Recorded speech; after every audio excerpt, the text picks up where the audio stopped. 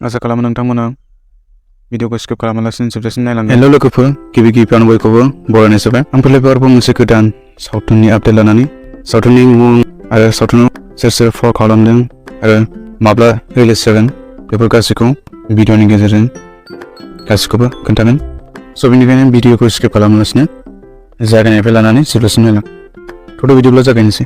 स' लोगोफोर, फैनो आबुं बर' सावथुननि मुङा जाबाय मोसा सावथुनाव फाव खालामगिरिफोरनि मुङा जाबाय बिबेक, फुजि, सुदेम आरो लिंसार।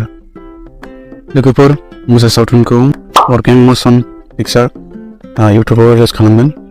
बे सावथुनखौ बे बोसोरावनो रिलिज खालामगोन आरो बे सावथुननि प्रडिउसार फुंखा नार्जारि, रिटेन आरो डाइरेक्टरा राजा नार्जारि। स' लोगोफोर, भिडिअ बेखिनियानो। आरो बे भिडिअनिफ्राय माखासे मिथियैखौ मिथिनो मोनदोंब्ला चेनेलखौ साबस्क्राइब खालामनानै जाबाय, लोगोसे बेल आइकनखौबो थुन आरो लाइक कमेन्ट खालामनानै जाबाय। बाय।